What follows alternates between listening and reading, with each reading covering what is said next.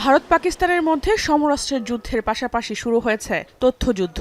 পাল্টাপাল্টি দাবিতে ব্যস্ত নয়াদিল্লি, ইসলামাবাদ, যেখানে এক দেশ অন্য দেশকে পরাজিত করার বিভিন্ন তথ্য প্রমাণ তুলে ধরছে। তাদের সংবাদ মাধ্যমগুলো তা প্রচার করছে নির্দ্বিধায়। তবে কোন তথ্য সঠিক আর কোনটি ভুল তা যাচাইয়ের কোনো বালাই নেই কোনো পক্ষেরই।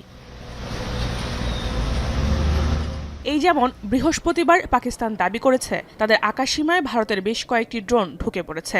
লাহোর ও রাওয়ালপিন্ডি সহ বেশ কিছু জায়গায় এসব ড্রোন দিয়ে হামলা করার চেষ্টা করেছে ভারত। তবে পাক সেনাদের সতর্ক অবস্থানের কারণে সফলভাবে অভিযান চালাতে পারেনি তারা। সে সময় ইসরায়েলের নির্মিত ভারতের 25টি ড্রোন ভূপাতিত করে পাকিস্তানের প্রতিরক্ষা বাহিনী, এমনটাই দাবি ইসলামাবাদের। অন্যদিকে নয়াদিল্লির দাবি, ভারতের পাঠানো ড্রোনগুলো পাকিস্তানের সামরিক স্থাপনায় আঘাত করতে সক্ষম হয়েছে। একই সঙ্গে তাদের 25টি ড্রোন ভূপাতিত করার বিষয়টিকে অস্বীকার করেছে তারা।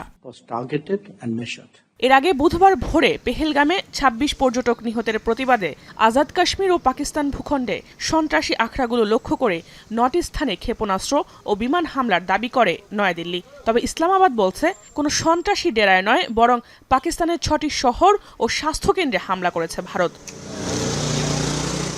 ঠিক একইভাবে ভারত দাবি করছে তাদের হামলায় পাকিস্তানের শতাধিক সন্ত্রাসী নিহত হয়েছে। দেশটির প্রতিরক্ষা মন্ত্রী রাজনাথ সিং বেশ জোরালো গলায় বলছেন, ভারতের হামলায় বেসামরিক নাগরিকরা ক্ষতিগ্রস্ত হননি। ভারতের এই দাবির পাল্টা জবাবে পাকিস্তান বলছে, নয়াদিল্লির হামলায় সন্ত্রাসী নয়, বরং নিহত হয়েছে পাকিস্তানের 31 বেসামরিক নাগরিক। আবার ভারতও দাবি করছে পাকিস্তানের হামলায় শিশুসহ 16 জন বেসামরিক নাগরিক নিহত হয়েছে।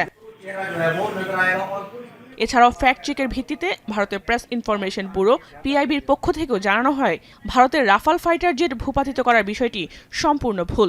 পাকিস্তানি সংবাদ মাধ্যমগুলো এ নিয়ে অপপ্রচার চালাচ্ছে। এছাড়া যে বিমানগুলো পাকিস্তানের মাটিতে পড়ে থাকতে দেখা যায়, বিষয়টি আদৌ পরিষ্কার নয় বিমানগুলো ভারতের নাকি পাকিস্তানের।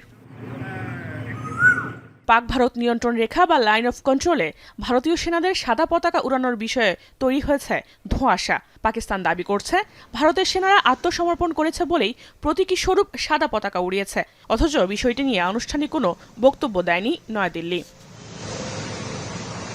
আসলে পাক ভারত যুদ্ধ শুরুর পর থেকেই একের পর এক তথ্যের বোমা ফাটাচ্ছে দেশ দুটি। তাদের এসব তথ্যের ভিড়ে সঠিক তথ্য খুঁজে বের করা আসলেই মুশকিল হয়ে দাঁড়িয়েছে সাধারণের জন্য। জাহানারা ভুইয়া, এখন বিশ্ব। শাইনি চুলে এখন হবে সব হেয়ারস্টাইল। সিল্কোর দ্বিগুণ শাইনি চুল প্রতিদিন।